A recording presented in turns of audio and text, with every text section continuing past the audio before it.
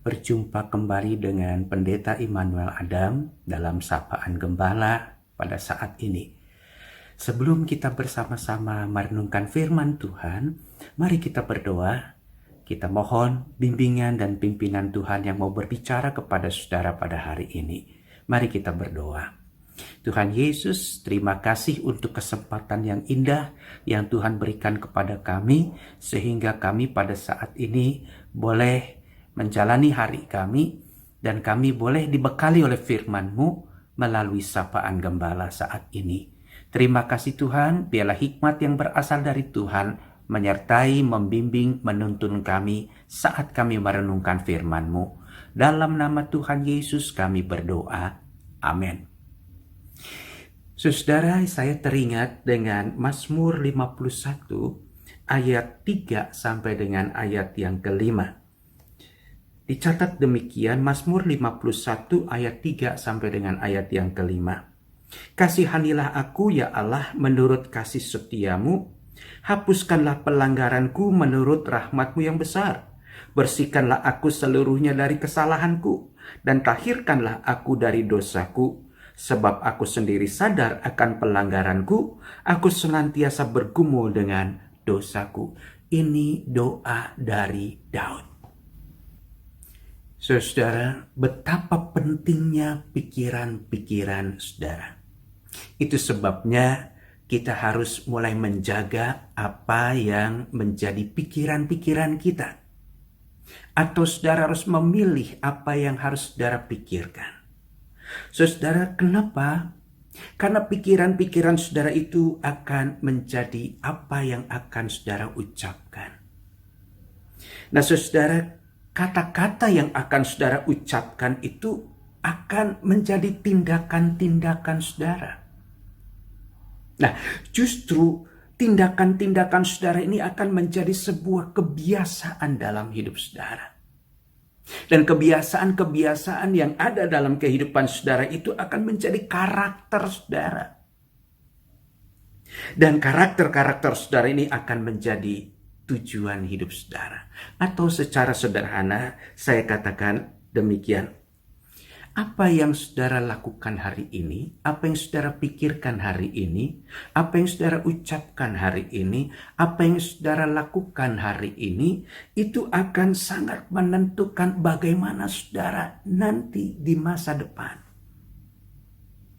Apa yang akan terjadi dengan kehidupan saudara di masa depan, semua itu tidak lepas dari apa yang saudara pikirkan hari ini.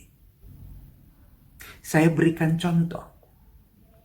Mungkin saudara ingat Simson. Siapa yang tidak tahu Simson dalam Alkitab? Seorang abdi Allah. Seorang yang mempunyai kekuatan yang luar biasa karena berkat-berkat Tuhan yang luar biasa.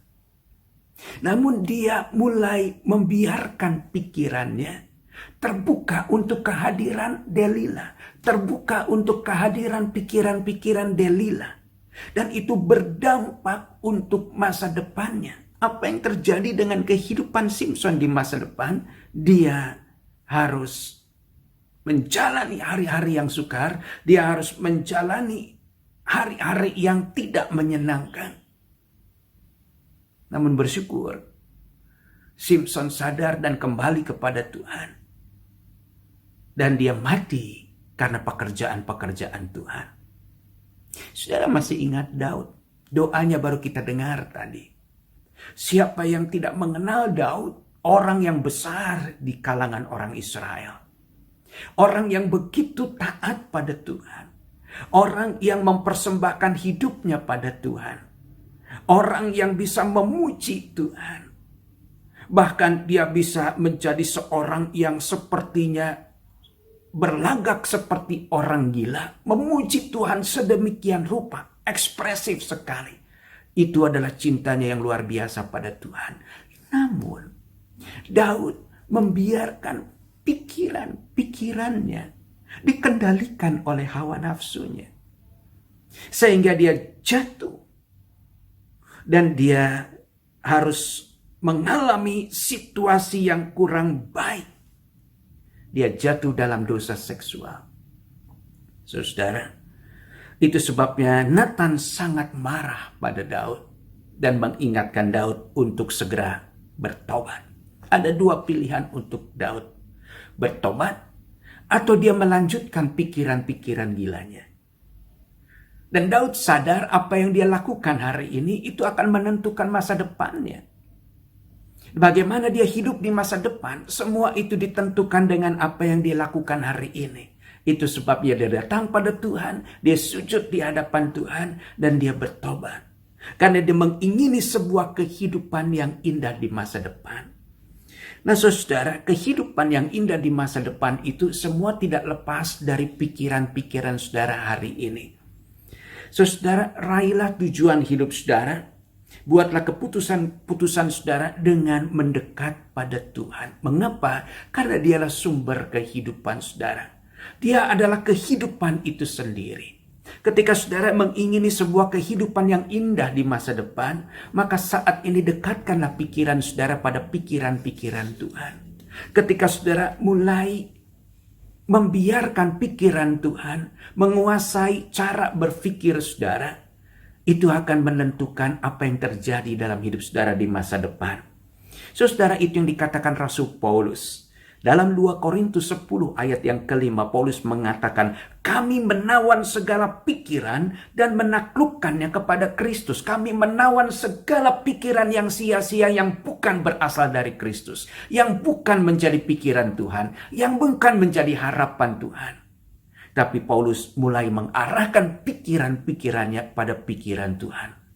Filipi pasal yang kedua ayat yang kelima dikatakan, hendaklah pikiran kita ini semua adalah menjadi pikiran-pikiran yang selaras dengan pikiran Tuhan. Saudara, perjinahan itu tidak dimulai saat saudara ada di motel atau di hotel dan melakukan perjinahan. Perjinahan itu dimulai dari pikiran saudara yang mulai berpikir saat ini tentang perjinahan.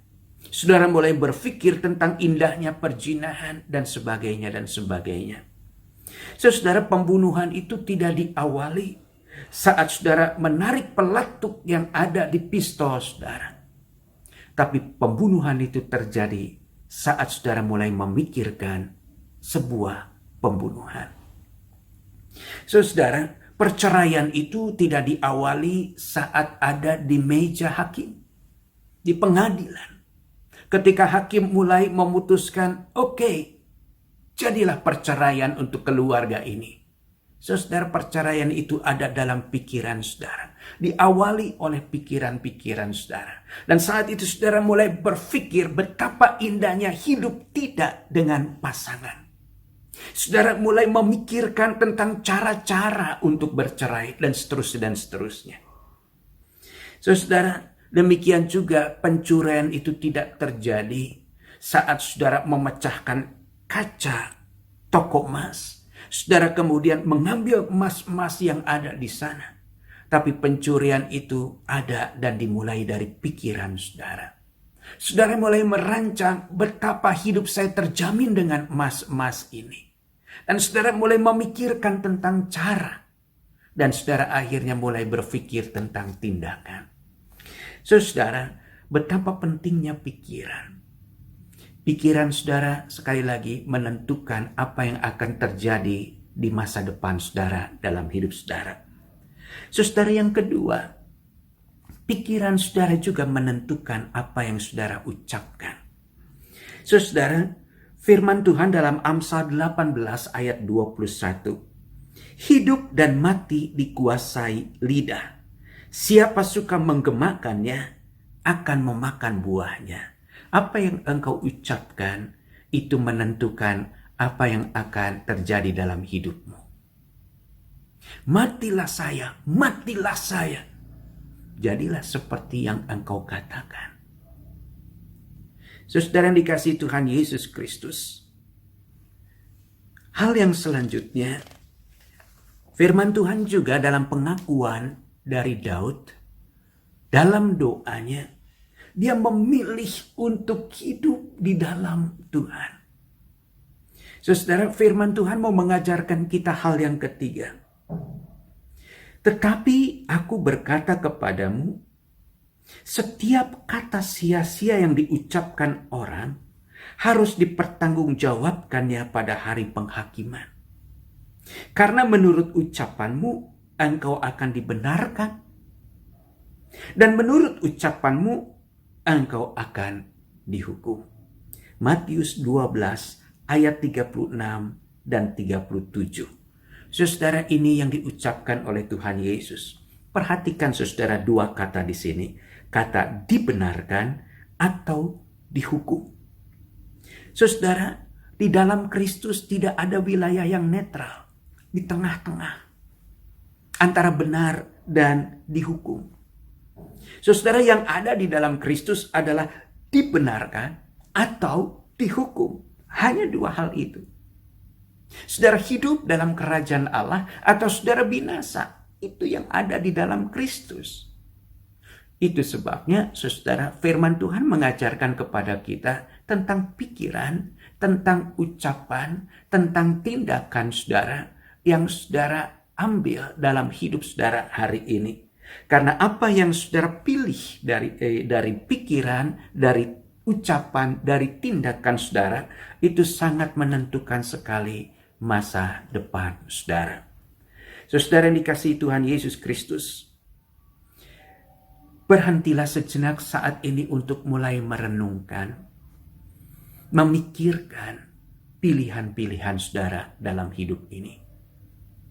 Mulailah saudara mulai memikirkan dan saudara mulai memilih kata-kata yang saudara mau ucapkan hari ini.